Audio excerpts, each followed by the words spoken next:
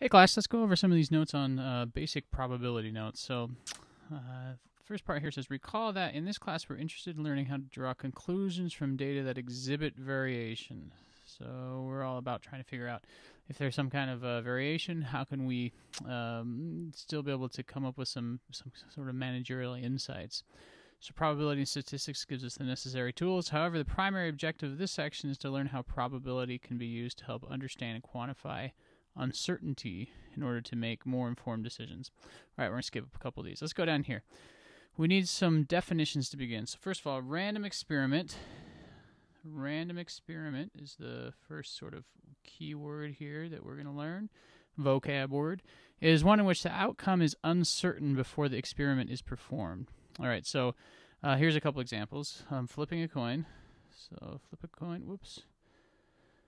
Flip a coin. These are classic examples. Or toss of a die. Toss of a die. So random experiment, all that means is we're not sure what's going to happen before we start, right? So we might have some idea, but we don't know what the outcome will look like, right? So an experimental outcome, there's our keyword, but I just said that, is one realization of the experiment. So what's one realization of flipping a coin? Well, I can get heads, right? Tossing of a die, I can get, I don't know, the number 3, right? It's one realization. That's all. That's an outcome. It could be multiple outcomes. In fact, for a toss of a die, there's 6 possible outcomes. Flip a coin, there are 2 possible outcomes, right? So that's actually the sample space, what we just talked about. The sample space is a collection of all possible outcomes. So here we'd have heads and tails, right? And sometimes that's written, sample space, in sort of brackets like this. You might see it written like this. So for a toss of a die, we'd see, what, 1, 2, 3, 4, 5, and 6.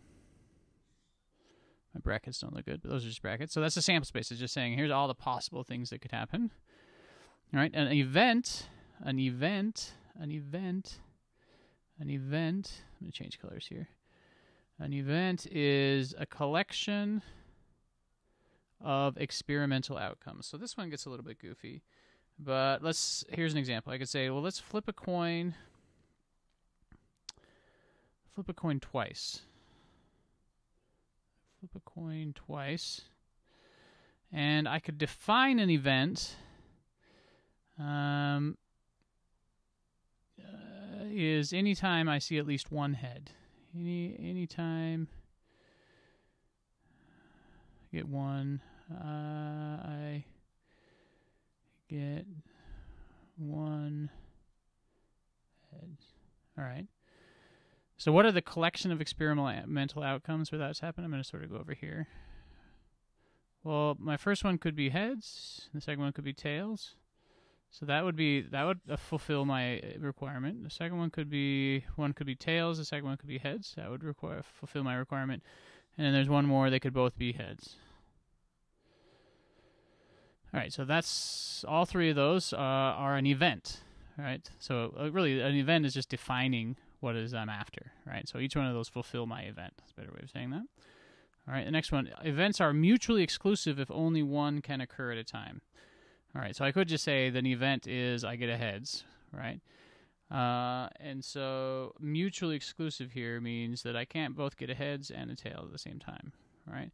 An event could just say I'm going to toss a coin once. Anytime I see a 5, then that's an event. Well, I'll see a 5 and also see a 4 if I'm only tossing it once. So that's all mutually exclusive means. Finally, a set of events is collectively exhaustive. Collectively exhaustive. First of all, this is a set of events, which means maybe I come up with a whole bunch of different types of events, is collectively exhaustive if the set describes every possible outcome of the experiment. Every possible outcome. So if I only flip the coin once, flip the coin. Actually, let's flip the coin twice. What is the set of possible events? Well, I could have heads and tails. I could have heads and heads. I could have tails and heads. I could have tails and tails. And that's it. That's a collectively exhaustive set, right? So that's all. I could do the same thing if I'm rolling a couple die, right? I could come up with all of them, collectively exhaustive. So these words are just sort of important because you might hear them in the next few weeks. That's all they mean. We're not going to sort of kill ourselves over the definition, but we have to remember random experiment means that we don't know what's going to happen before we start.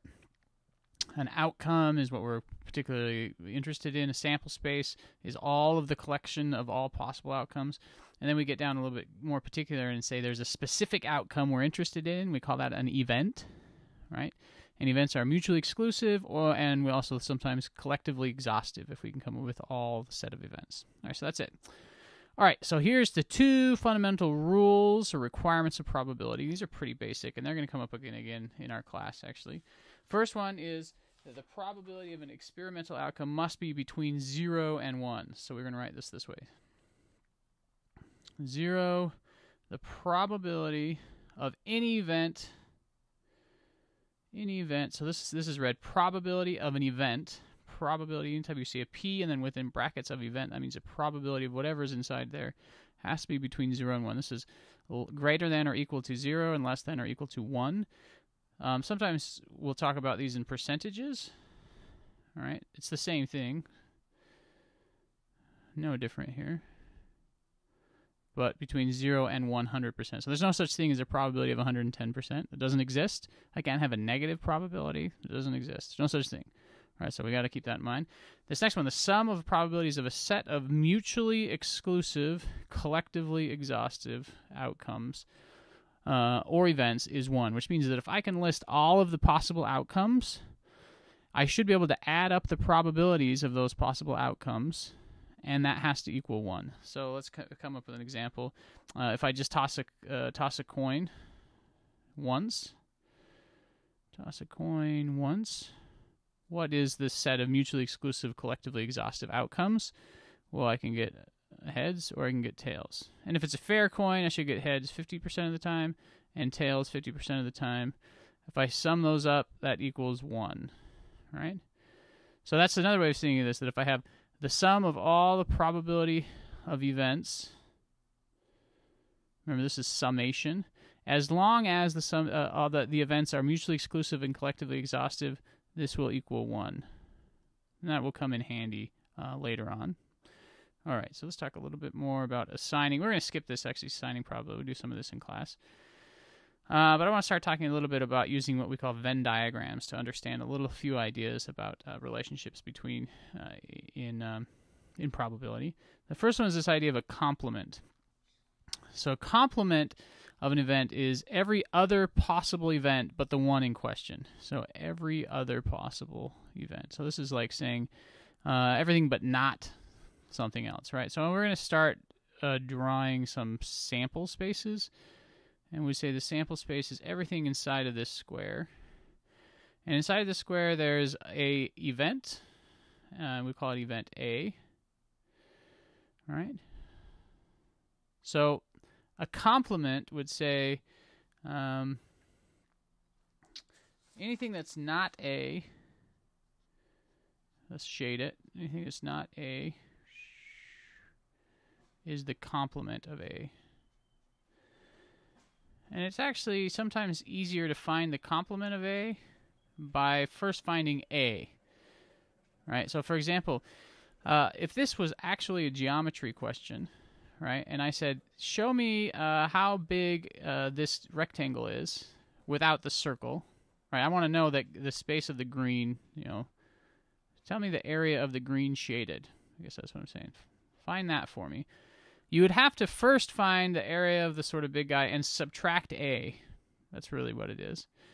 But remember, we just learned that the probability of all collectively exhaustive, mutually exclusive events equals 1. Right? We're dealing with probabilities here, not really area, although we'll learn in a few weeks that it's really very similar.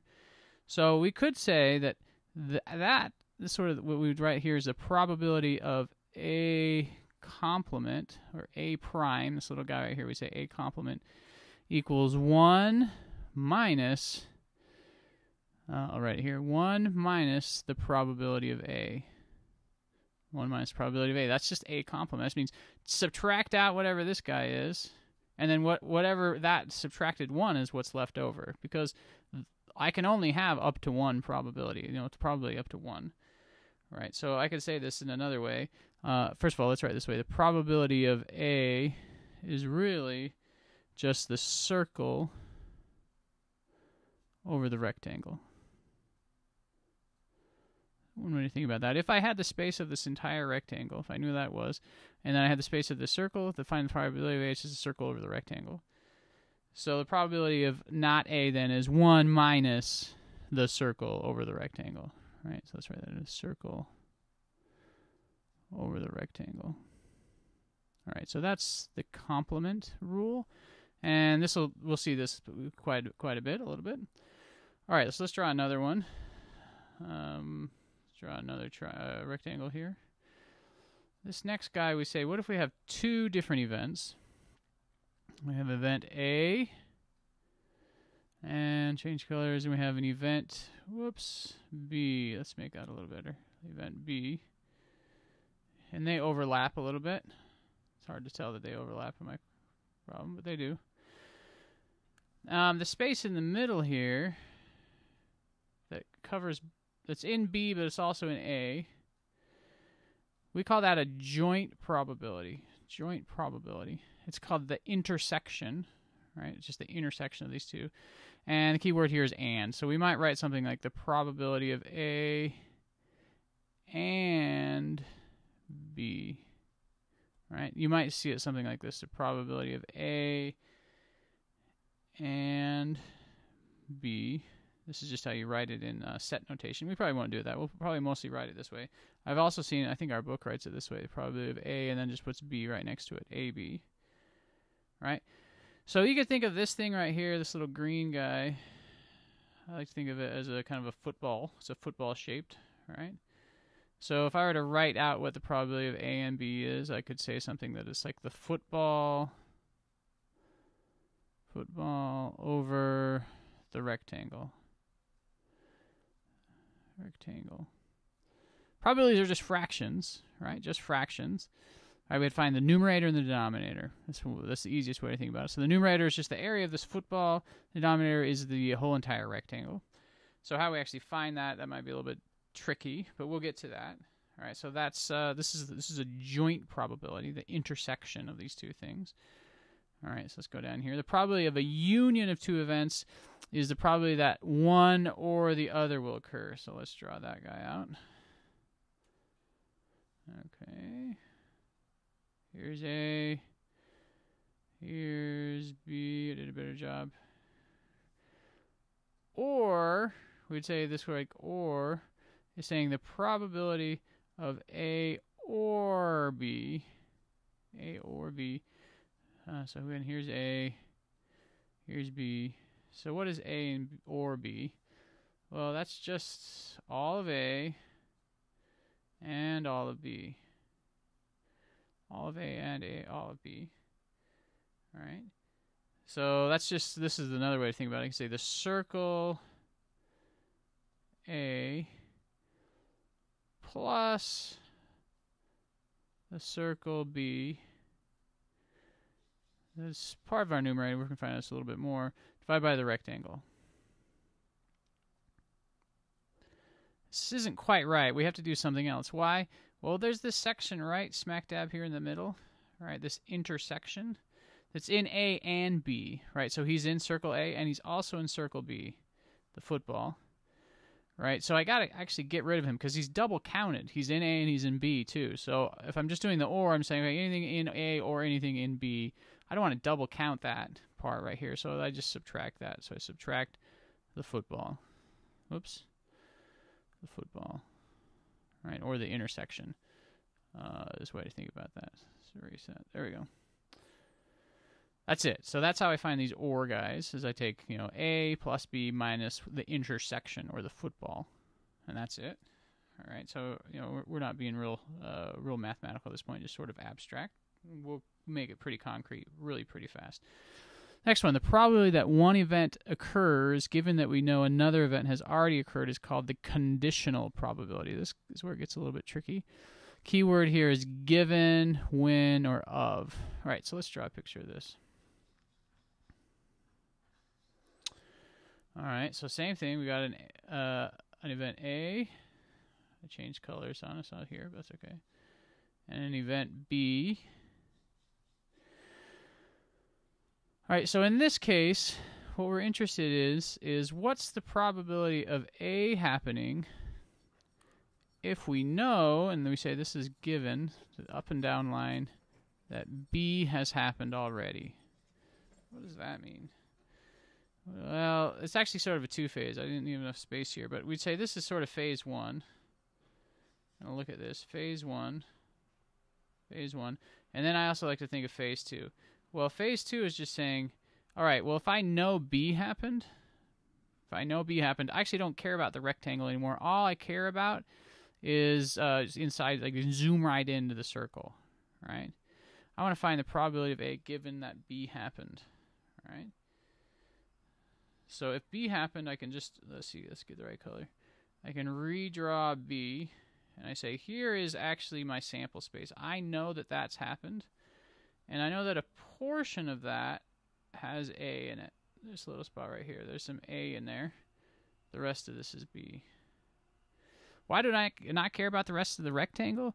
Well, because I know B happened, right? It didn't happen. Something over here didn't happen. Nope, B happened. For sure, positive, no question about it. Now I want to know, well, is there a chance that A happened? Because look, there's a little bit of A overlap. What's the chance that A happened? Given that I know that B for sure has already occurred. So that's what we call a conditional probability. These are a little bit tricky, but they're not that too bad. We can figure these out. The way I like to think about it then is I got this football lying around, right?